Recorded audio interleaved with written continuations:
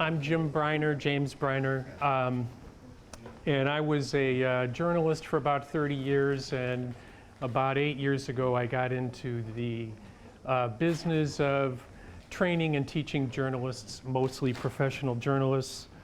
And every week when I read the New Yorker, I see another cartoon that's about the new ways of media, and I thought this one was particularly relevant to this group since this is the kind of financial model that many of you are facing in the creative industries. And then I kind of like this one too. It's kind of how advertising has changed and how the whole economic model of journalism has changed. I'm going to talk for two audiences, the students and the teachers. I'm going to talk a little bit about the models that I've used in teaching entrepreneurial journalism, some that are different for professionals and some for students, because I've done both. And I wanted to mention today that just yesterday, we started this course through the University of Texas. It's called Entrepreneurial Journalism: How to Monetize and Promote Web Projects. It's in Spanish. My colleague Janine Warner and I put together this course. It's a kind of an in-depth course on entrepreneurial journalism. Our goal was to get 100 people to sign up and pay $100, and we have about 103 people who have signed up and they're paying $100, so there's a demand. We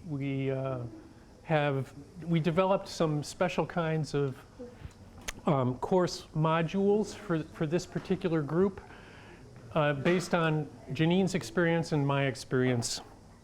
Among other things, I have a whole module in this course about the lean startup philosophy, build, measure, and learn. I do a whole section on analytics, how to analyze your traffic, your web traffic, to create a better product. And I did a piece in there on, I have 5 interviews with digital entrepreneurs from Latin America. And Latin America is not the easiest place to do a digital media startup. And these are 5 success stories. Janine also does some in-depth stuff on how to create marketing materials, not just here's where you go to find out about a marketing plan, but here's how you create a media kit.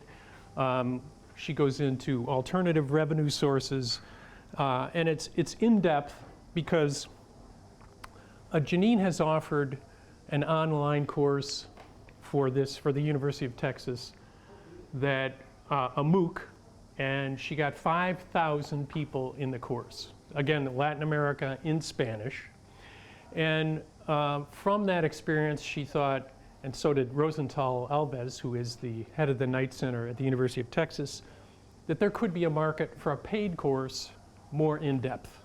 And so she invited me to participate, mainly because of specific background experiences that are a little bit different and complementary to hers. And we were hoping to get as many as maybe 250, but 100 was our goal, and that's what we got. So there's a demand. We think it could be bigger. And there it is. It's professionals. It's aimed at professionals, and the dynamic of the course is a little different from a university course because there are homework assignments and there are quizzes. But all of those things, all those things are optional. If somebody wants to get a certificate at the end of the course, they have to complete a certain number of quizzes with a certain course grade level, and they also have to do certain kinds of homework assignments and forums. Obviously, we want them to do the homework and do the forums because they'll learn. But in some cases, it may not be useful for them. They may already have a marketing plan. They may already have done something. So these are professionals, and maybe it's not useful to them. So for a professional group, there's a different kind of dynamic. If they want the certificate, they can get it by doing X, Y, and Z. So some of it is voluntary, and that's one of the things that's different about working with professionals. Okay. We go into multiple revenue sources, media consulting, emerging entrepreneurs can be a good source, memberships as opposed to subscriptions, using NGOs. We talk about thinking about sponsors rather than advertisers, premium, direct sale of products, events, which are becoming huge revenue sources for digital media, because we find that, and this was my own experience when I was the publisher of a newspaper, people who are in a community because of a shared interest, they crave the person-to-person contact. And then there are sponsors who want to take advantage of that person-to-person contact by being at the event, by being visible at the event, by bringing their people to the event. And those can be huge for digital media. Daily bargains, those kinds of, what's Groupon. Sponsored content is becoming a big revenue generator. I was just talking with some digital entrepreneurs on Friday from Argentina, and this group, they get about 6 million page views a month to their website, and there are all kinds of advertising agencies who are looking for content providers who can create material, articles, in essence, articles and blogs, as opposed to ads, that these brands can use to promote their material. So for example, rather than putting an ad for a Ford motor car, you would write an article about how to buckle your kid into the car seat and that sort of thing. So it's sponsored content that's useful for the audience, that sort of thing. Okay, this was a different kind of model. I did a 6-month online course where I worked with 10 digital entrepreneurs, also in Latin America, for the Garcia Marquez Foundation, Fundación Nuevo Periodismo Iberoamericano.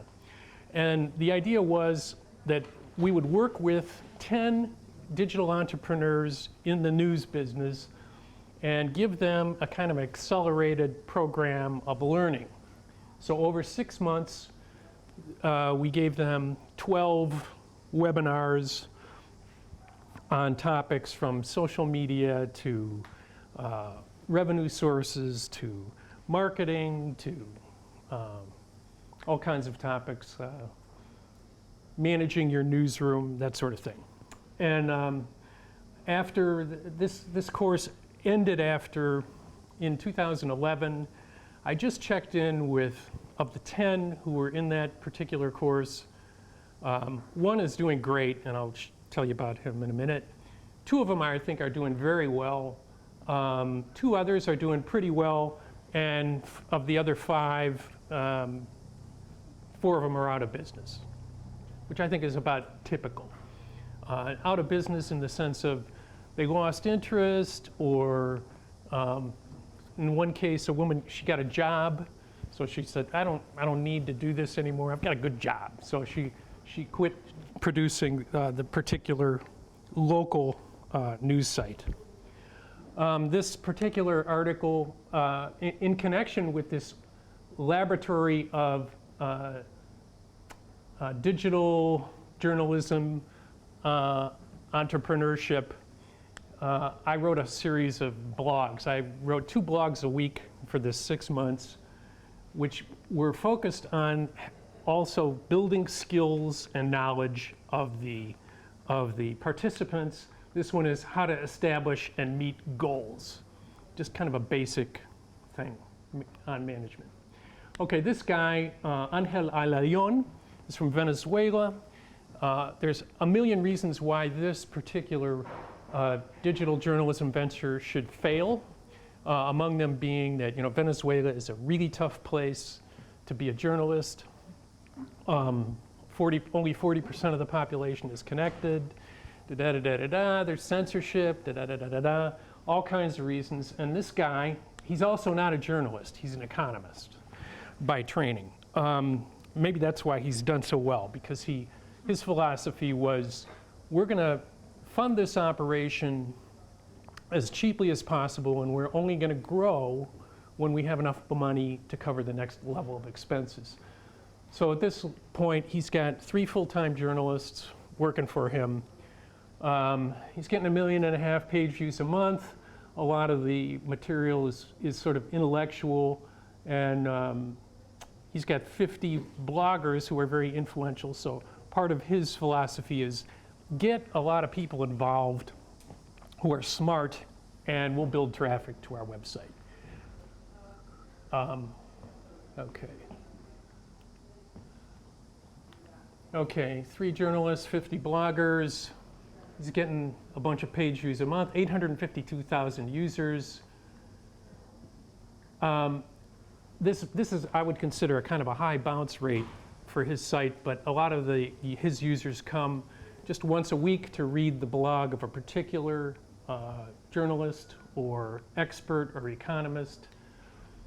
Pro Da Vinci, he covers news, the city, economy and business, arts, cinema, technology, living. This particular article is about the Venezuela recently changed its exchange rate system. And this is 10 things you need to know about the exchange rate system that just came in. I interviewed him in Mexico City recently. Actually, not December. And this is what I do. The way I study entrepreneurial journalism or entrepreneurs is I interview them. I'm basically a journalist. I'm not really an academic. I don't have the patience. So if I see something that has, they're citing references from 2008, I'm thinking, come on, we're in 2015. It's interesting, but it's not relevant. We're creating the future of journalism, and the future of journalism, while it's interesting and relevant in some ways to 2008, 2015 is where we're living right now, and all these journalists and students are trying to figure out what's the future going to be, and they're trying to create the future, and therefore I want to help them create the future by interviewing guys like this. What's working on O.I.L, what's not working? Do you have any advice for entrepreneurs?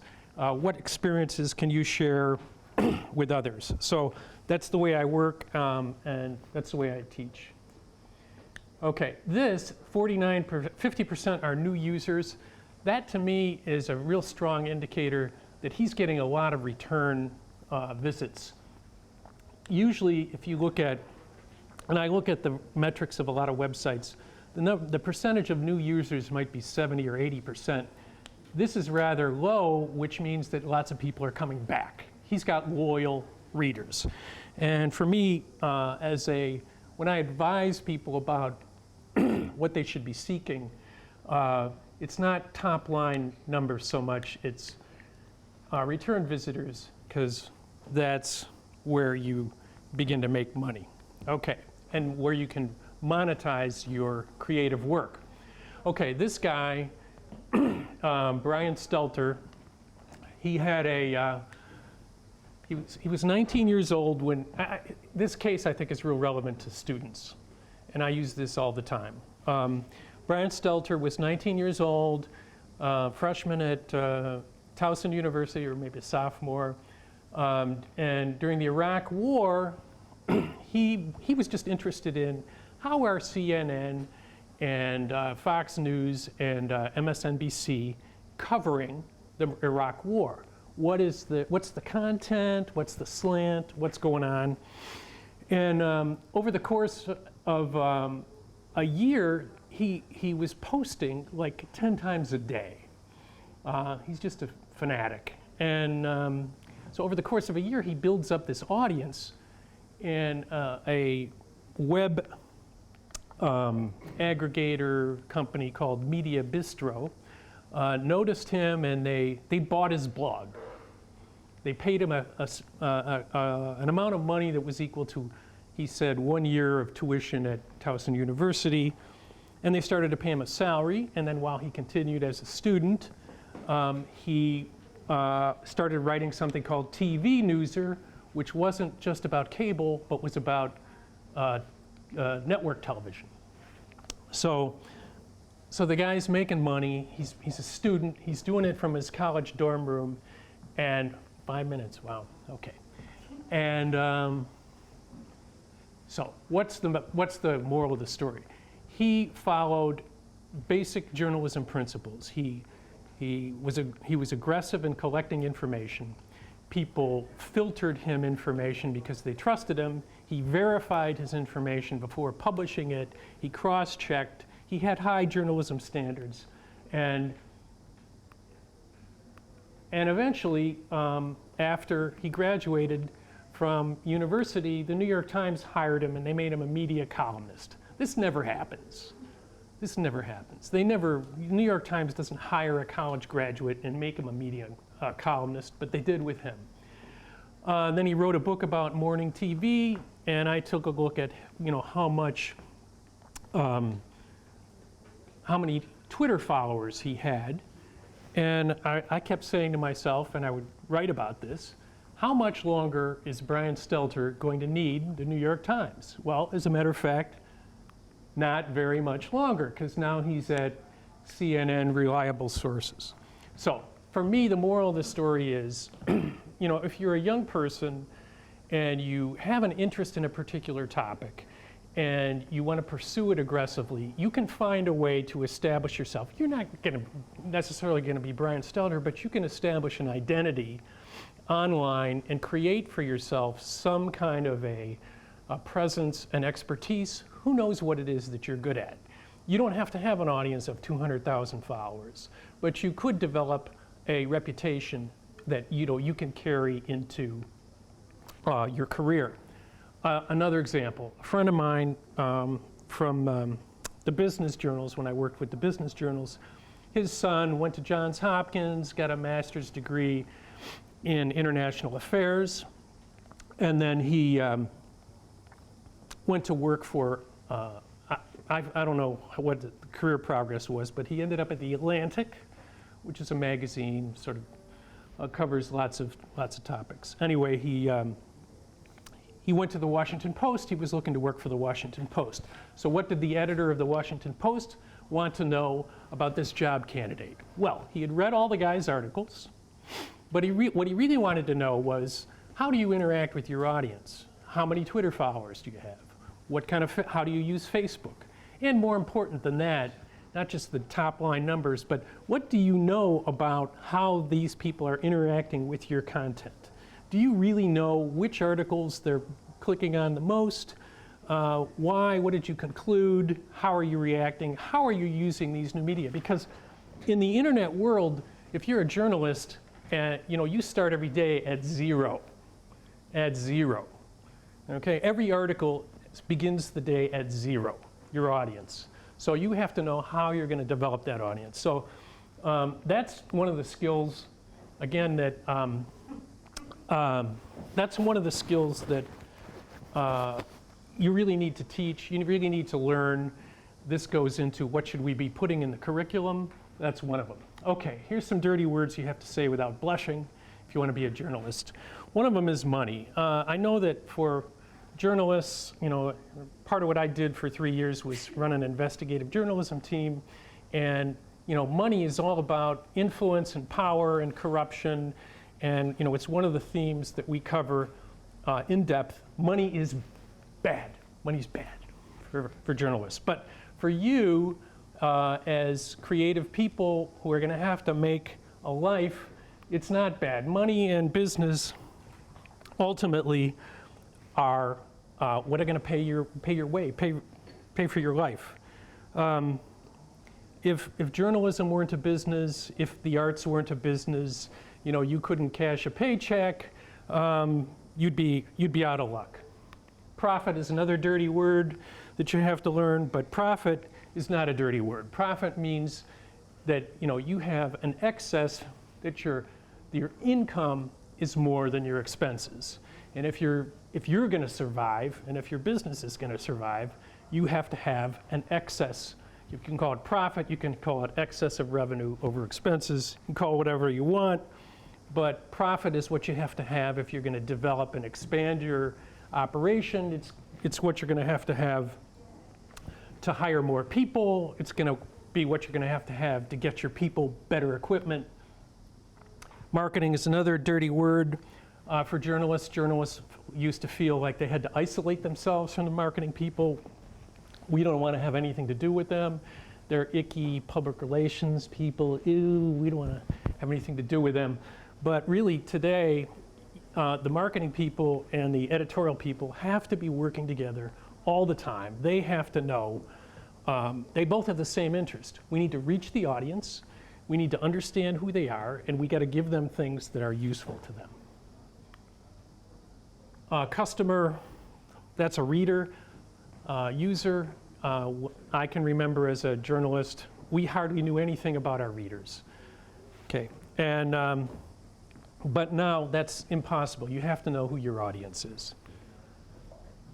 Client, this is your advertiser. This is the person or the company that's paying the way for you. You have to know who these people are. And in the world today, the dangerous thing for a journalist is, when you break the Chinese wall that used to exist between editorial and advertising. You can't have that Chinese wall anymore, not the way it was. But what you can do is you can have a very clear understanding with your advertisers and sponsors that the fact that they're giving you money doesn't give them a say in your editorial product. So those are some things you need to know. Like Miguel, I use business model generation, generación de modelos de negocio. I think this is a great tool, not just for students, but for professionals. With this tool, you can look at how to create the basic thing, which is what is your unique selling proposition and who is your target audience. And then from that, just by filling out the questionnaires and answering questions in the chapters in this book, you can build a good business plan, marketing plan, and so forth. I like it. And one last thing, this is something I did with all my students at Technological Monterrey, where I was teaching a 16-week course in the creative arts, the creative industries. This seminar was the final course for students majoring in communications. In this 16-week course, we did the whole business we went through the business model canvas, they developed projects, and I had them develop a budget. Many of them have never done a personal budget. I think this is a really good exercise because part of the discipline was you need to give a research reason for every figure in this budget. I gave them the basic plantilla, the template. They could just fill in the numbers, but then they had to explain what is the research behind every one of those numbers, so they knew what they were. I'll stop here for your questions.